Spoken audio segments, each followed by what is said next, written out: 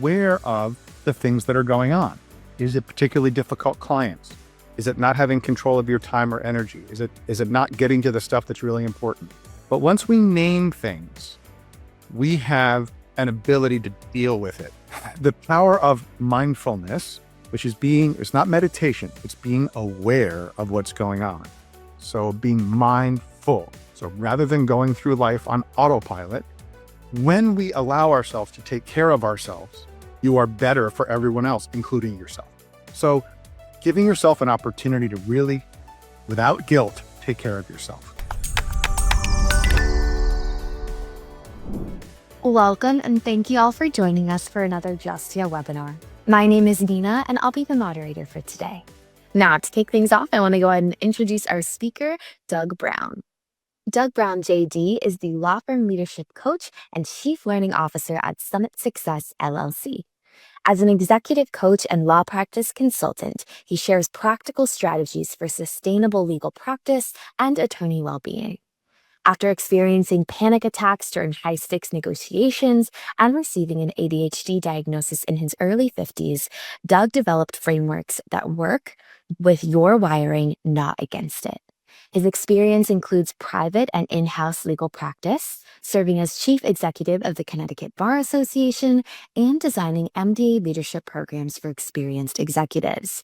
Doug's approach is practical strategies from someone who's been there, not theory from someone who hasn't practiced law. The webinar presentation that you're about to watch will be approximately 60 minutes, and Doug will be taking questions from the audience as we go, as well as at the end. So if you have any questions that come up, you can always submit them by clicking the Q&A button in your control panel and sending them in there. Now, without further ado, here is Doug to discuss mindful lawyers boosting productivity, well-being, and mental health. Thanks, Nina. It's so great to be back here with our friends at Justia today. And I'm so glad that thank you for sponsoring this program, and thank you for everybody for being here. We got a really good registration today. So today we're going to talk about something that most of us were specifically trained to not talk about. And that's kind of mental health. We're going to get to that. Before we go any further, right at the beginning, I want to address something. Sorry, I got to move something out of my way here on my screen. Most people come into this kind of program thinking that you can either have productivity or well-being and mental health, and that you have to choose one or the other. And that's kind of backwards. What I've learned, contrary to my legal training, is that mindfulness and mental health is what makes sustained high performance possible, and honestly more likely. So that's what today is actually about. In fact, yesterday I had a conversation with someone, a lawyer, about mental health, and she was asking, she thought she might have ADD, but she just couldn't focus on it right now, just like me. And she said, "Is this normal? What the stress she was experiencing?" And I said, "Yeah, and that doesn't make it healthy. Just because it's normal doesn't mean it's healthy." So I'm not going to lecture you on wellness. What I do want to do is help you identify one or two things that might be making this work harder for you than it needs to be. And go ahead and grab a pen and notebook 1.0. Can't see it there. There it is. And write some things down. And the materials are available. The recording will be available. So what I'd love to invite you to do is to shut up distractions, think about what you're hearing and seeing, and make a note about what it means to you, to spot some patterns, maybe to ask some questions for yourself. And if you have questions as you go along, I'm certainly happy to and love to answer those. So go ahead and feel free to put things in the Q&A. I will be watching it. Nina will be watching it. And I'll do my best to answer everything. And if we have more questions than we have time to answer, I'll get them and I'll go ahead and answer them after the program, and we'll find a way to get them to you. Okay. So let's look at what's actually going on, because while this may be normal, it's not good. Let me see if I can make my screen switch here. Mental health matters. So Did you know that lawyers are more than 3.6 times more likely to suffer depression than non-lawyers? 21% of our colleagues, 2 out of 10, are problem drinkers, and that's just those that admit it. Problem drinking is just a way of self-medicating. Other people will self-medicate with overwork. And or represent that stress interferes with their ability to be present for their clients and feel joy in their work. I had a conversation with one of my clients, and he was lamenting the fact that, for the good old days, I started practicing in the early 90s, and these numbers definitely represented me. I've lived it. And so I said, yeah, that's what it used to be like, but how did that work for us? We have an entire profession that is out there to help people, but we haven't really learned to help ourselves. So for me, the chronic stress, real,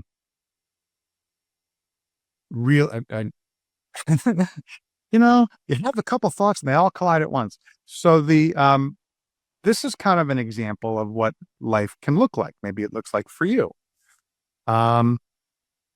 Overwhelmed with sticky notes everywhere, frustrating. These aren't one of the stock photos, but they represent real life. And this is what I learned and grew up in, and my clients learned and grew up in. Um, Prolonged acute stress. And if you couldn't handle it, well, that's your problem. It obviously wasn't the environment's problem because everybody else could handle it. And that always being on alert. And we were kind of conditioned that if you couldn't handle it, there was something wrong with you. We never really considered until relatively recently that this could be a quote mental health issue. In fact, when I for a long time, when I in the 90s, when you went to law school and took on the debt and passed the bar exam, and then you would apply to become a real live lawyer, there was a question on the application. It says, are you now or have you ever been in treatment for any mental health condition? Who do you think answered that truthfully? And that if you did answer it, you were sent off and you might not actually get to be a lawyer. So all this stuff was pushed underground, and now it's surfacing now. And that's a good thing because this chronic stress really sneaks up on you, and it's not going to not be there. We have to develop some strategies so we can deal with it. That was the conversation I had with a lawyer from California, 8:00 last night, Eastern time. So the stressors that we see, I'm not going to read slides to you. But these are the top 10 stressors. And for me, it was like picking off of a menu. Well, let's see. Yeah. Yeah. Mm-hmm. Oh my gosh. Everything. So what's your top 2 or 3? What are the things that if you had to say, gee, this is the one thing that I need a strategy to deal with?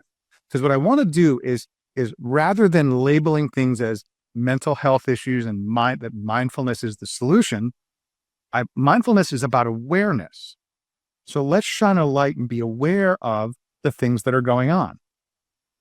Is it particularly difficult clients? Is it not having control of your time or energy? Is it not getting to the stuff that's really important? But once we name things, we have an ability to deal with it. Somebody asked the same question, same person last night. It was almost like it was destined to happen before I did this presentation. Well, if I think I might have, these things that are challenging for me and all these stressors, how will knowing it help me? How will labeling it help me? And it's not going to make it go away, but it allows you to have a strategy for it. So for me, my thing was probably not even on the list. It was this with I didn't even realize it at the time. I didn't figure out that, it was not me, but it was a chemical brain ADHD thing going on until I was 53. So for me, it was always trying to overcompensate, never letting them see you sweat, trying to be perfection, people pleasing. always solving everybody else's problems at the expense of my own. And, the joke was, I'll rest when I'm dead. And it kind of wasn't a joke. So, um, what that led to for me, and maybe for you, and I'm going to share why I'm sharing you this story from a mindfulness program, right? Mindfulness for performance and mental health. I didn't realize the toll that persistent, consistent, long-term stress without good strategies had on me until I had what I thought was a heart attack in the middle of an important client meeting. It wasn't a heart attack. It was a panic attack. And I beat the crap out of myself for that. Because obviously, if I was competent, that wouldn't happen. It wasn't until years later that I realized that began a cycle where the burnout would happen. It would get better, and it would get worse, and the interval became much, much shorter. So I bring this perspective of not I'm maybe it's time for my disclaimer. I'm not a clinical psychologist. I'm not a psychiatrist. I'm a lawyer who has lived this. And so what I can share is perspectives from my time as in private practice, in-house counsel, turnaround and growth executive for a big company. And, I even went from being a lawyer in a private practice to being in-house. And I thought, well, that will solve the problem. I'll be in-house. Just a different collection of problems. Although I got to say, I did like not billing hours. But this need that I had to go solve everything for everyone and protect the company from itself was exhausting. So what I did was I went out and tried to accumulate as much information as possible. I researched it. I found resources that I'd be happy to share with you about high functioning ADHD, high functioning depression, high functioning anxiety. Because I'm like, well, what's going on? And I would ask before in the land of AI, I had to know, I had to get information. And then I had this whole bookshelf of strategies, and I was voracious about that. It's kind of like the professor in me needs to figure out what's going on and why. And then I realized that the problem has never been, especially now, we're recording in February of 26, information. There's plenty of information out there if you know where to look. Is it good information or not? I'll give you some good sources. But knowing what to do, knowing why something's happening, and knowing what to do by itself isn't enough. Because if it was, we would read a book and we would do it. We would take a golf lesson and know how to play golf. We would not have to go back to time management programs over and over again. So clearly information is necessary, but it's not enough. So as we go through the strategies I'm about to share with you, you might notice some things you already know and maybe haven't been able to stick with. Maybe that's the real question. Not what should I do, but what's been in the way of doing this? And I might remind you of some things you hadn't heard of. But the reason I do these is because the power of mindfulness, which is it's not meditation, it's being aware of what's going on. So being mindful. So rather than going through life on autopilot, when something is irritating or frustrating, or you feel like you're burning out, being mindful, being curious, and stepping back and saying, what's really going on here? Gives your brain, psychologically, gives your brain some distance, and it gives you some resourcefulness to apply some of these strategies. So mindfulness is not meditation, is a way to access mindfulness. Mindfulness is just having the ability to slow down and stop and be curious about what's going on, which is hard to do when you're drinking from the fire hose of a law practice, when everybody wants everything yesterday, when it's hard enough to keep up with your own area of the law, never mind all the things that are changing between AI and all the weirdness in the world, all of which consumes mental energy. And here we are talking about trying to do something new and slow down. I get it. It's hard. Um, so let's talk about what some of these strategies are, because these are the things that I have found that really work. So they might resonate with you. There's information in the materials about how to do some of these things, but let's just kind of cover some of these strategies and I'll share with you how they work. And you may find something that resonates for you. So I see a couple of questions come in, and I want to leave the questions up there. I'll come back to them. One of the questions was, how does one self-determine their mental health status? And then somebody else shared that their state bar, there are some resources. So I'll come back to that one. And I'll say that, well, the interesting thing about determining your mental health status, and then I'll get into strategies, I promise, is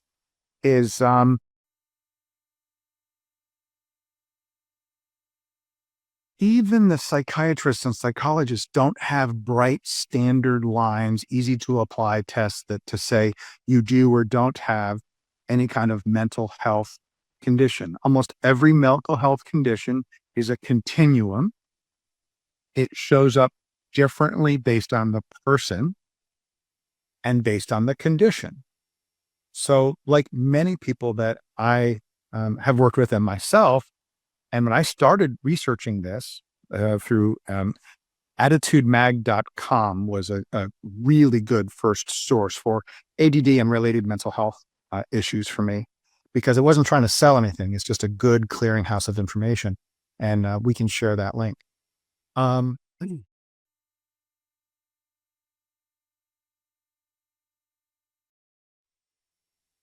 didn't have the childhood of everything was disrupted. On the outside, everything was fine. So I'm like, well, I can't possibly have this thing because my childhood wasn't like that. And that's what we're just learning. Thank you for sharing that link. That's a fantastic resource. There's even a podcast thing. I listen to that all the time. I listen at 2x, but that's my own thing. So anyway, diagnosing or figuring out your mental health status can be very difficult, because, well, if you're having issues, like if you have some level of depression or ADHD, and our minds can lie to us. And so it's very hard to see the truth by yourself. So I will say that if you feel like I did, or like my person I talked to yesterday, that I think I might have ADHD, or I might have depression, or my kids have it, maybe I have something. If you feel like that might be the case, then it's the opportunity to learn and to reach out. And you can do this confidentially. And one of the people suggested that Minnesota's Lawyers Concerned for Lawyers, and I know every state has that kind of group, has excellent ADD, ADHD support group for lawyers from any state. So the link is in the things. And thank you for sharing that. Every single bar, I was director of the Connecticut State Bar Association for nearly 4 years. We had Lawyers Concerned for Lawyers. I can assure you that that is 100% confidential and non-judgmental, that you can go and get information. And sometimes just asking the question can be incredibly empowering. So being mindful that, maybe my challenge with getting these tasks done that are boring and uninteresting, and I don't want to deal with them because this other thing is interesting and I'll work on that, but not this other thing that I know I should get to. Maybe rather than beating yourself up, maybe we should be mindful that there might be something else going on in our brain chemistry that might account for our challenge focusing on some things, but we can zoom in on other things, rather than judging yourself as somehow being defective. And by the way, just because the universe has a sense of humor, that entrepreneurs, including lawyers who run their own practices, the prevalence of ADHD is much, much greater in that population. And if you have one, you're more likely to have another. So let's go back to the strategies that I have found that have helped me and just might help you. There we go. Wrong click. The first thing sounds incredibly simple. It was really hard for me. And it's this idea that self-care isn't selfish.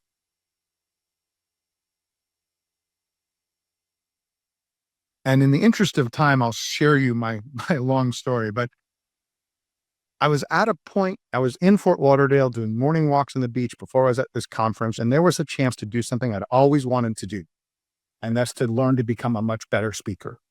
But it required a pretty significant investment. And so one morning as I would do, I was going to take my walk and my brain was working. And I said, how come I can either take care of other people or take care of myself? Black and white thinking, right? Either or. And I said to myself, so what if it was an and? What if taking care of myself and investing in that allowed me to show up better, more consistently, more effectively for everybody else in my life? What if taking that investment not only improved my energy, but also the quality of how I engage? And that's what I found to be true. That this slippery slope argument that we learned as lawyers, that if you go down there, there's a slippery slope, don't go there. That doesn't apply to self-care. In fact, I think it's kind of a fallacy anyway. That's a different program. So when we allow ourselves to take care of ourselves, you are better for everyone else, including yourself. So giving yourself an opportunity to really, without guilt, take care of yourself. And don't worry about the slippery slope. The other is to be, I taught and I have taught time management for 30 years. In fact, for a lot of the time I taught time management, I would teach the neurotypical principles of time management. And the difference with ADHD and neurotypicals, it's important, it's on a list. It might not be fun, but I know I have to do it, and therefore I'll do it. I operate with an interest-based nervous system. So if it's urgent, if it's important, if it's interesting, I'm going to zoom in on that. And all this other stuff, I just don't want to do it. So I wasn't really in control of my time or my energy. So we can't manage our time, but we can manage the choices we make about our time and do it in a way that works with our wiring. And so if you're finding that time management strategies aren't working and your brain might work a little bit differently, that's an opportunity to lead in and say, how might I manage my time? And most importantly, my energy about time, how I respond to outside things. How might I manage that more efficiently and effectively? And one of the things that, now that I think of it, to share with you, that I've shared with a lot of clients and they find it's really helpful, is to be mindful of when you're at your best during the day. And then to match up your tasks that require the most cognitive effort and brain power with your best time of the day. Not to allow someone else to dictate that. So if you're a morning person and you start your day doing triage on email and all the other stuff that's going on, and you're not getting to things by the middle of the day because you're out of gas, then maybe we need to be more mindful of how we're scheduling things. So I've said mindfulness probably 50 times already.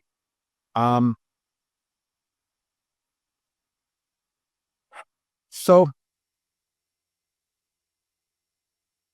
I guess the best way to sum this up, because I originally thought that mindfulness was about meditation, and I'm a real practical person, and I thought meditation was too woo-woo for me, and it is hard for me to sit still. So are meditation apps helpful? Yeah, if you can find one that works. But mindfulness is simply trying to be aware, and sometimes having that outside person to help you have another perspective is essential for that mental health and productivity. I talked to an associate yesterday who got some feedback on a brief that she had been writing. And she was thinking, well, I'll have to go back and do a lot more research because, they didn't say this was bad, but I thought maybe I could have researched this or wrote that differently. And so I need to spend the rest of the day working on that, maybe a couple of days. And so I let her talk and I said, well, what if we looked at it a different way? Did the partner tell you that you missed anything significant or you had any flaws in your logic or you missed an argument? No. I said, well, you work with brutally honest people. If you had, would they have told you that? Yeah. Yeah, they would have. So what did they tell you to do? They said, well, check the citations and research this one point. And she was trying to research to prove that something didn't exist, which is even worse, right? So long story short, to be mindful of how much time and energy should go into that project based on its importance, just to be mindful of it. So it's kind of taking that step and rather than just diving right back into where her mind was taking her, to take a step back and say, all right, well, this is a motion we're probably not going to win anyway. Um, the plaintiffs haven't researched that in their brief, or the defendants actually. And I did a bunch of research and didn't find anything. So this is probably this one place I have to check. Okay, great.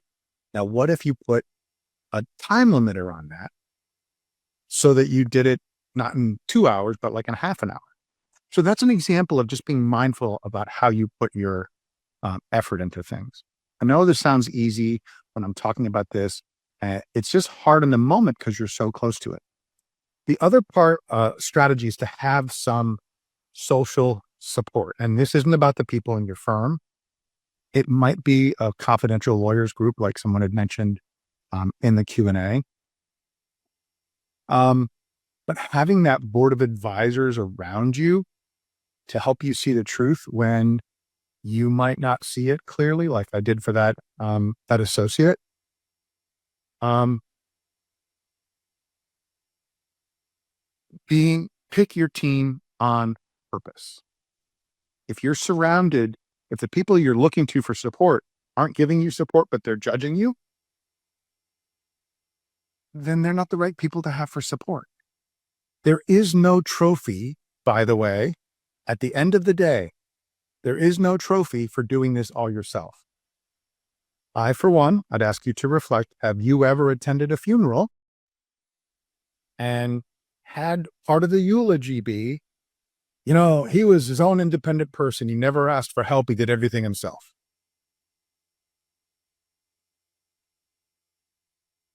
You probably hear about how they helped other people, about their community, about the team around them. So you don't have to figure this out by yourself to find support. Okay. So another strategy that I want to share is this, that psychologists call it cognitive restructuring, which is a really fancy way of saying think differently. But I'm going to point this out because it's really true for lawyers. And if you have some neurodivergence going on, it's really true. Our brains and our amygdala, we're wired to give negative thoughts like 3 times or more the weight of positive ones. And that's not a character flaw. That's not being negative. That's biology. So if you are finding yourself in the moment that you're frustrated by people who don't get it, aren't doing the right thing, and you're seeing that, and they've ruined your whole day. Well, it might not be your whole day. I'd ask you to look at it differently and to say what's the right way to say what I'm thinking, is to be careful. This is it. Be careful that your brain is lying to you when it overweights the negative, or when there's something positive and you find a way to make it negative. Well, I did all this good, but I missed this and that. Because that's not helpful to you. And all the things that I've talked about, kind of the opposite side of it, those are the things that contribute to burnout and kill our productivity. So I think it's helpful to kind of understand some of that knowledge I researched to share about what's really going on. I shared the scary part of the panic attack. And that was 10 or 15 years ago. It's only now that I can talk about it. because there's still a little bit of embarrassment there. Um, but burnout isn't a failure of will. It's not a character flaw. It's a psychological condition, and it's about not having strategies to deal with the stressors around you. So I ignored the signs and it kicked my butt, and it caused me to not be productive. It was that panic attack, but it was probably 6 or 7 years after that I was on this ride of not being mindful, just thinking, I'm going to outwork this. I'm going to work harder than anybody else. I'm going to be more focused than anybody else. I'm going to be less distracted than anybody else. And this is what I'm going to do. And it literally made everything worse. So why is that? Why do we miss the signs? And how do we spot them? This was a hard thing for me to really wrap my little brain around. That the differences, now you don't even, it could be neurotypical or not neurotypical. Our brain, our mental health, whatever quality of it, is a product of our environment and our brain chemistry. Our brain chemistry, how we process things. So it's things like serotonin, dopamine, norepinephrine, they're regulating our mood, and our little prefrontal cortex, our little amygdala is always searching for danger.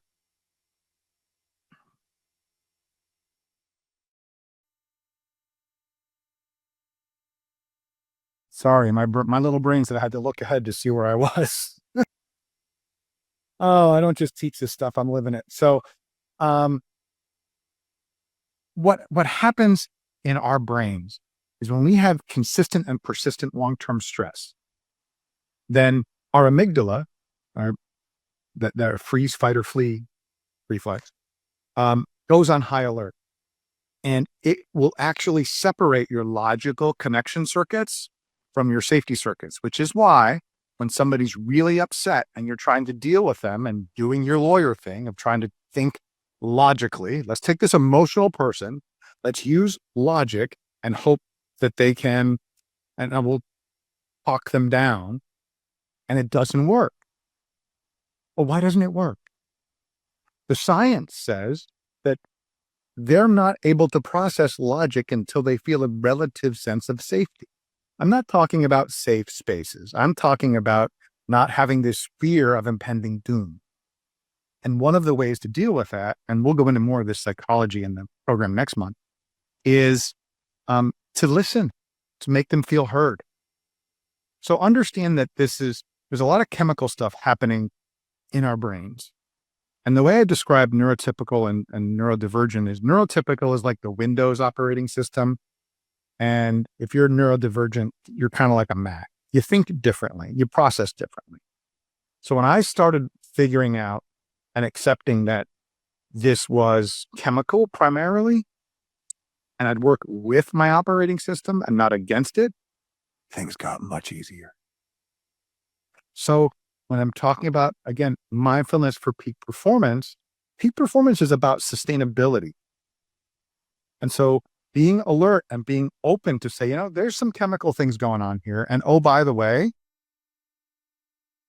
I'm going to try to resist the urge to self-medicate with alcohol or gummies or working extra hard or other things that aren't good for us, thinking that's going to help. It doesn't help.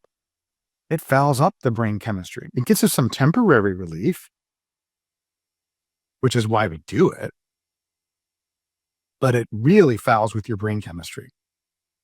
So when you're in denial, and this is, I think our profession still might be in denial. The fact that there are nearly 300 people registered for this program means that maybe we're coming out of this denial. But that the really strong people don't have mental health issues, that we should be able to power through it, because power throughing it power throughing it. That's a terrible sentence. Um, doesn't work. And when you do the research and you see famous people who have mental health issues, anxiety, ADHD, depression, you will find some of the most successful people have found ways to deal with that, whether you're talking about Oprah Winfrey or Sir Richard Branson or Michael Phelps. They've had to overcome and find ways to adapt. So the denial makes your life so much harder. I'm a big personal responsibility person. This thought that I somehow have to power myself through it and be a neurotypical and work with that, it makes it so much harder. And our lives are hard enough. Let's not make them harder than they need to be. So the mental health conditions that show up in any various number of things. And if you have questions or comments, go ahead and put them in the Q&A as we go along here. If you want to share an experience or a resource, love that. So, my brain thrives on feedback. So go ahead and put some stuff out there. These things are all variations on a theme. So the thing that I've been really keying on recently is that you're a lawyer and you're high functioning. So you have learned how to adapt and mask what's really going on inside your head, which is why we miss these mental health conditions. It's why we miss these mental health conditions, because somebody who's depressed may not appear to be depressed. They might be fantastic on the outside. Somebody who's anxious might appear as really confident. Somebody who's dealing with, OCD. By the way, I don't like to think of it as OCD. I like to think of it as CDO, which is in alphabetical order as it should be. I just love that one. So what I really see is lawyers were struggling with perfectionism and people pleasing and trying to meet our own standards, which are impossible to meet. And we wouldn't hold anybody else accountable to those standards. And we may even use language about ourselves that we would never consider saying about somebody else. Yet we'll say it out loud about ourselves. I didn't realize how badly I did that until I was talking to therapists that I've been working with recently, because yes, I'm not only the hair club president, I'm also a client. Now I've really dated myself, if you know what that references to, is you're really mean to yourself. And I'm like, really? So that kind of feedback has been tremendously important. So,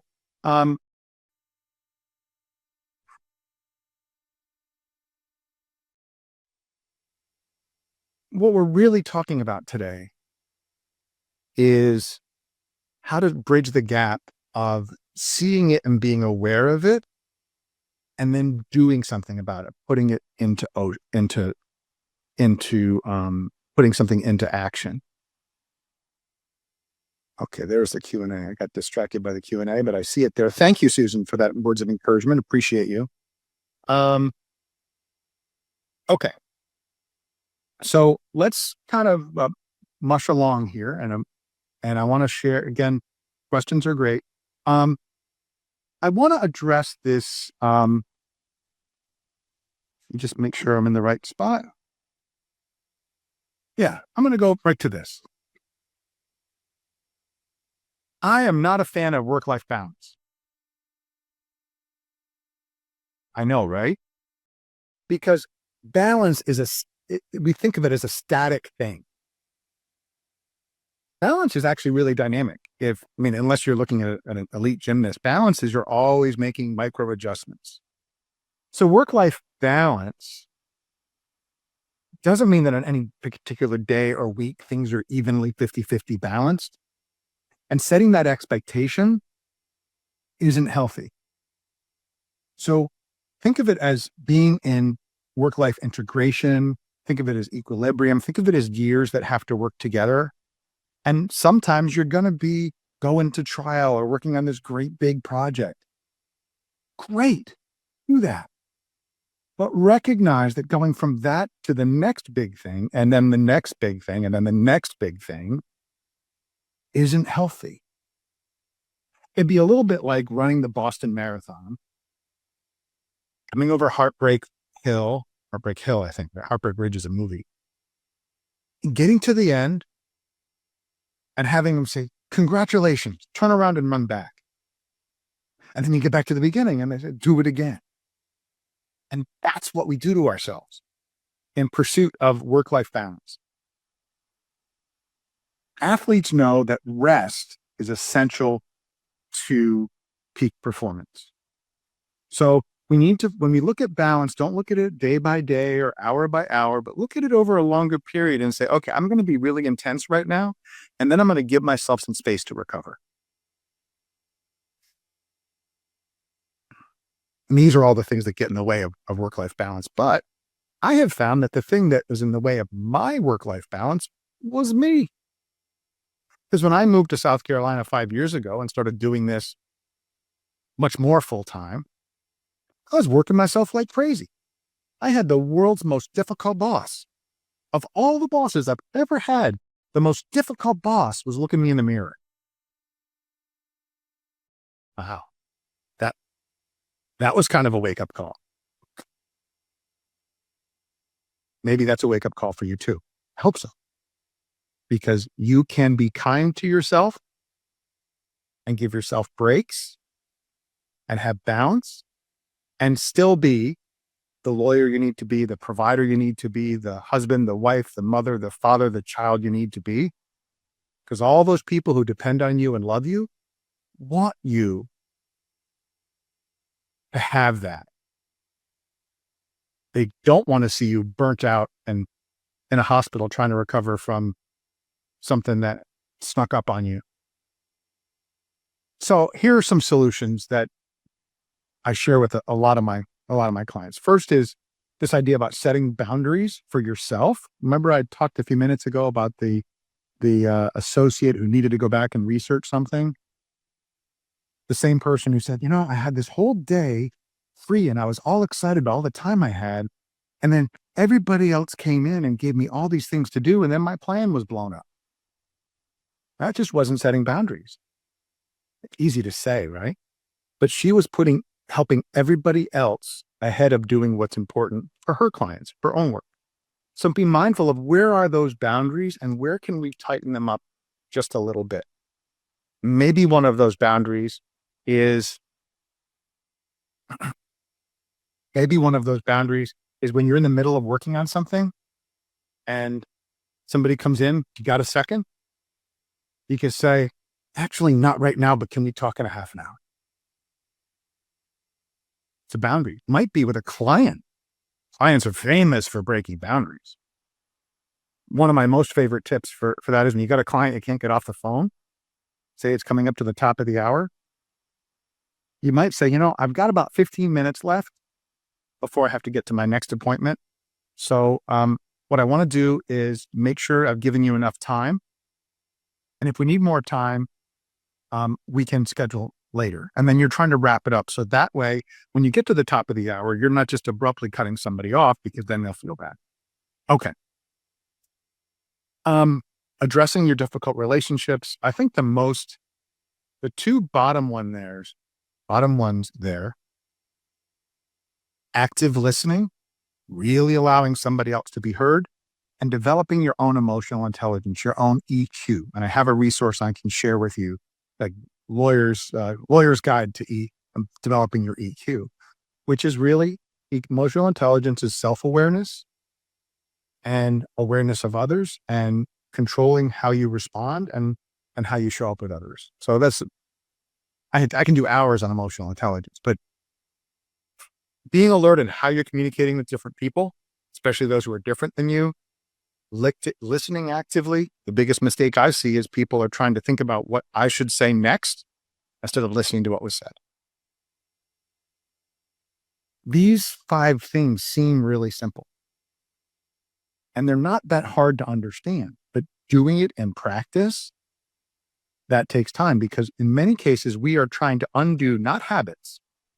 We are trying to reverse 20, 30, 40, 50 years of conditioning to be the lawyer with all the answers, to not have dead air, to not say, I don't know, and to have to be that provider, that rock that everybody depends on.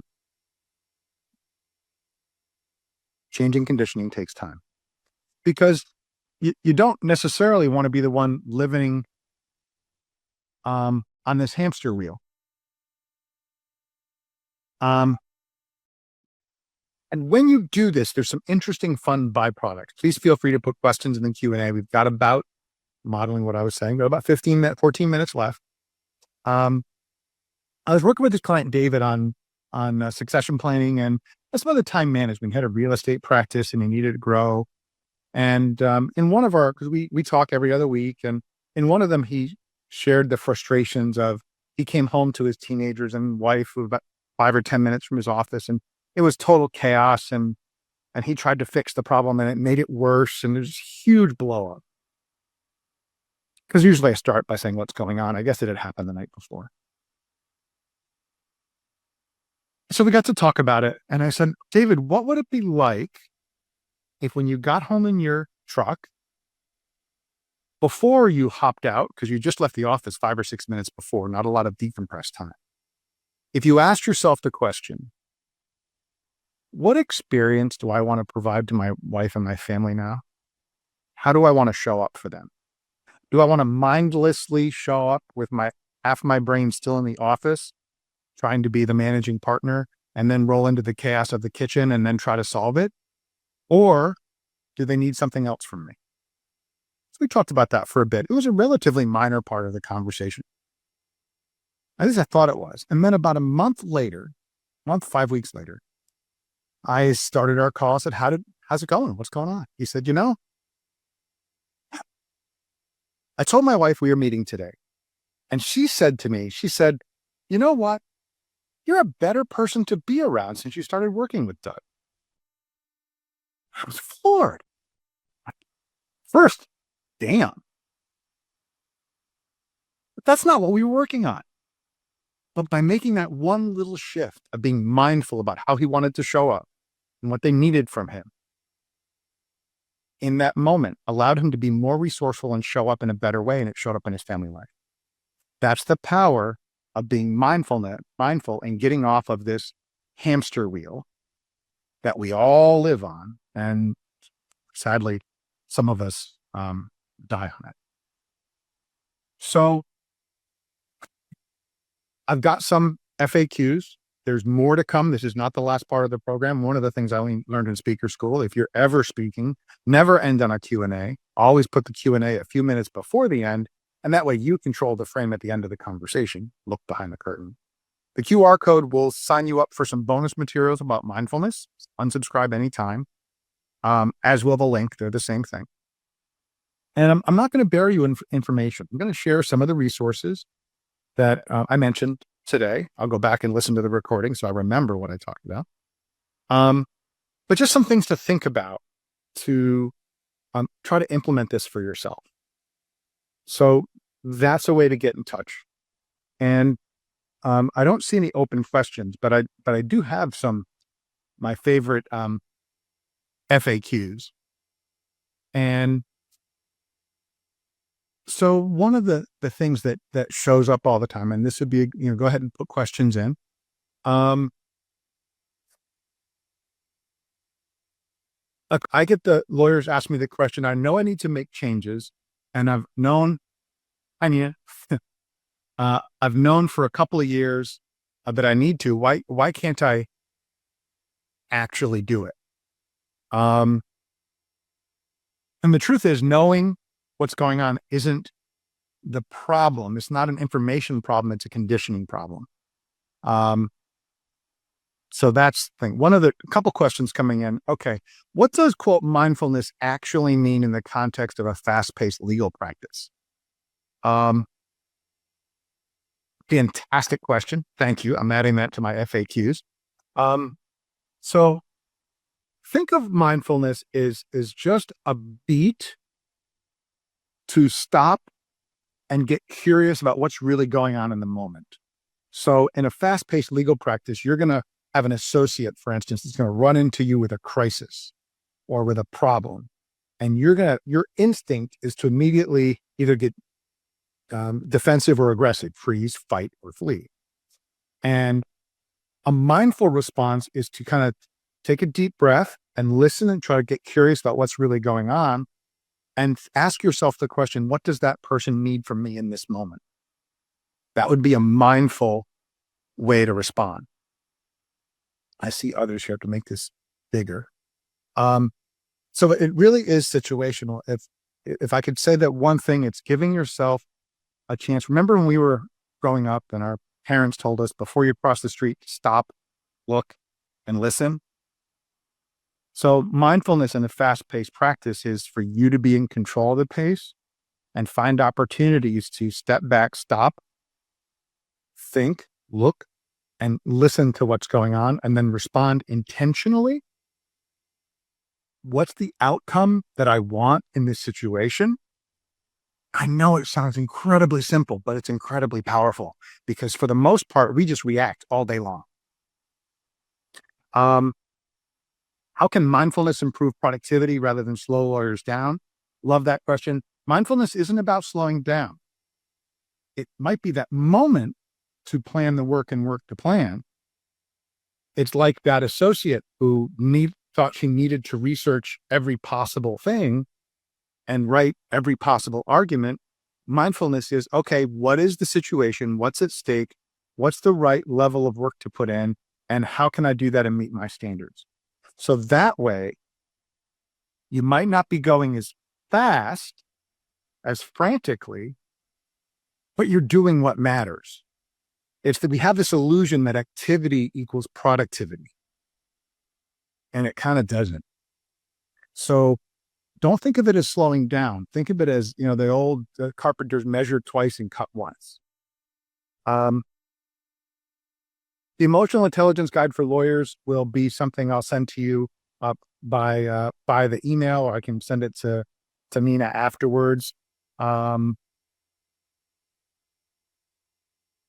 good. I'm just going to read through them. One of the and if I missed your question, Nina will get these to me so I can answer them. I love these questions. How does chronic stress impact decision-making, focus, and client service?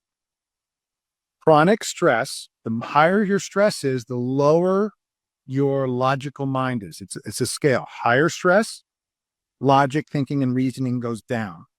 So you might think you're being really productive, but the more stressed you are, the closer you are to freeze, fight, or flee, and you're going to be just surviving.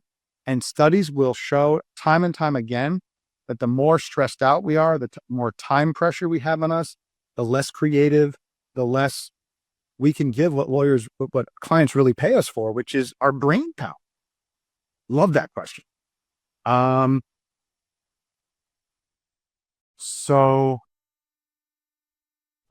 These could be programs. How do you deal with the cognitive dissonance we face daily? Oh my gosh, where do I start? How do you practice mindfulness as a junior attorney? You aren't really in control of your workload. I got to answer that one. I'm sorry, I'm seeing these. I'm thrilled by all this input. As a junior attorney, you're going to have people giving you mountains of work. And I want to change the frame. You may not be in control of the amount of stuff coming at you, but there's only so much you can do in a day. And you are 100% in control of how you respond to all that stuff coming at you. And that's where these strategies really matter. So you're not going to be able to keep the partner from dumping a file on your desk at 5:00 on a Friday when you've got plans to go out with friends. But you can be in control of your response and how you organize things and how you communicate back to that person. I have that program. I don't know if we did it, Nina. I'm managing difficult people, but I just want to change the frame. As a junior attorney, I mean, frankly, as a senior attorney, as a partner, you're not in control either. Almost none of us are in control. We're riding this roller coaster. For you, it's senior partners. For senior partners, it's clients and other senior partners. So, how do we control this business that is our brain so that we can make some sense of it? That's what we're trying to get to.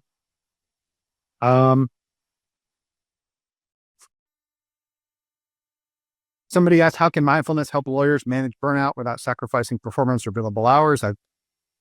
That's what mindfulness does by causing you to think better. And I love that question about what simple mindfulness practices can we realistically integrate into a busy workday. One of the things that I was mindful of beforehand, I've had quite the day today with things going on, and I knew I was going to have to be here at 1:00.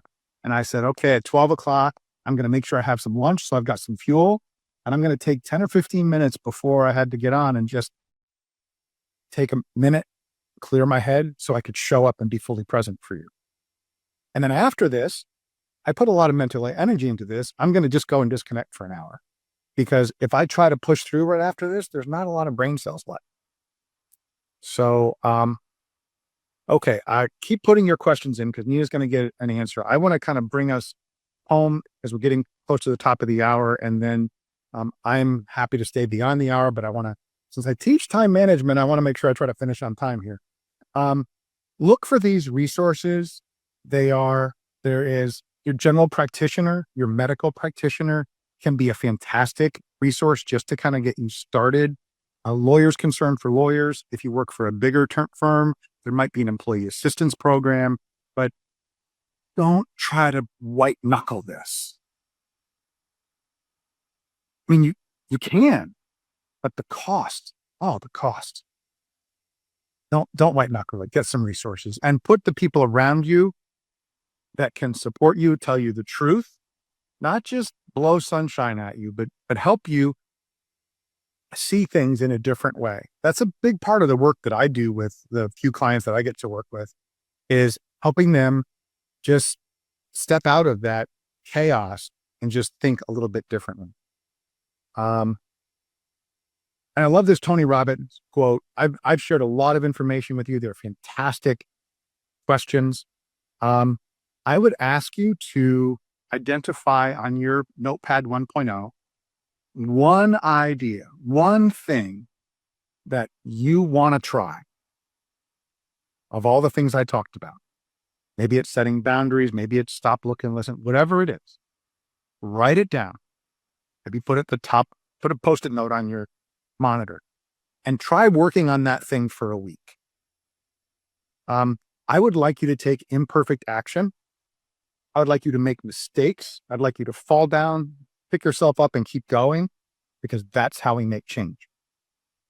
The standard of care in the legal profession is not perfection. It's reasonable care. So what if we were to take reasonable care of ourselves?